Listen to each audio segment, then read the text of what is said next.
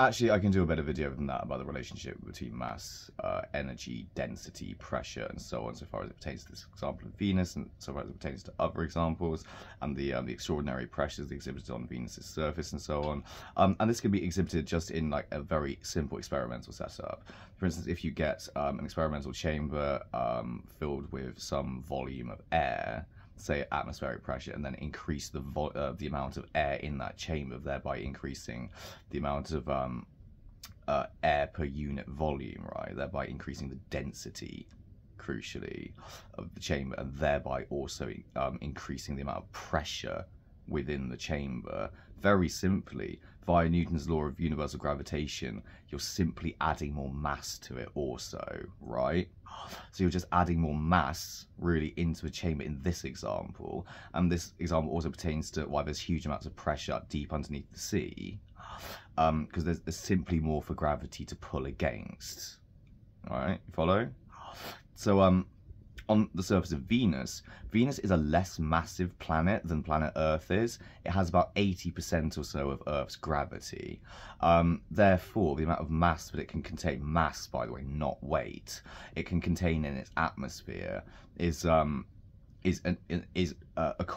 determined according to that differential there in mass.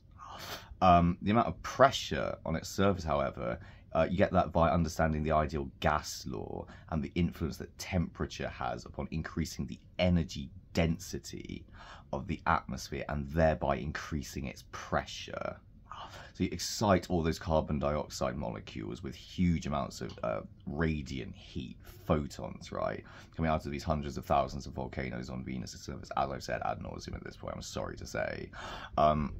Thereby you increase the pressure of the atmosphere to levels 93 times greater than that on Earth. So the pressure of the atmosphere, and not even all the atmosphere really, most of it isn't, it doesn't, like, most of it, by the way, doesn't weigh anything like, well, what I'm trying to say there, per unit volume, like what it does on Earth, like really only the weight of the atmosphere, if you like, or the weight of an object on the surface of it, if you're measuring something on the surface of Venus, hypothetically, if you could do that, knowing at the time being that, you know, any spacecraft we landed on Venus gets crushed instantly. So of course what would happen if you had this ideal set of diamond scales or something that could give a reading for a kilogram on Venus, it would be 93 times greater than the reading you get on Earth, right?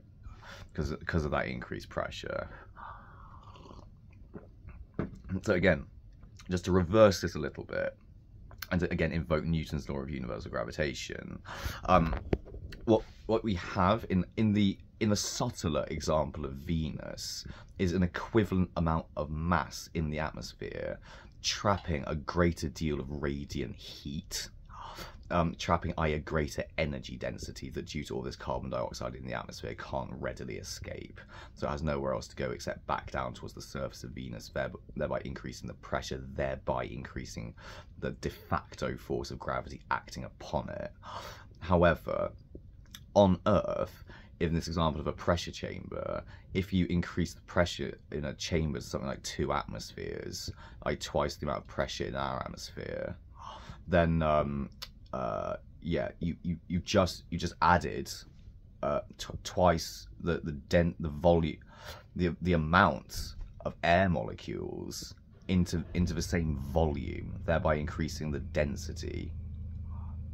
Do you see? Thereby also increasing mass in that area. So between those two masses, that mass and the Earth's mass, because gravity is proportional to mass after all. Remember, that you've increased the force of gravity by increasing pressure. Do you see? Yeah,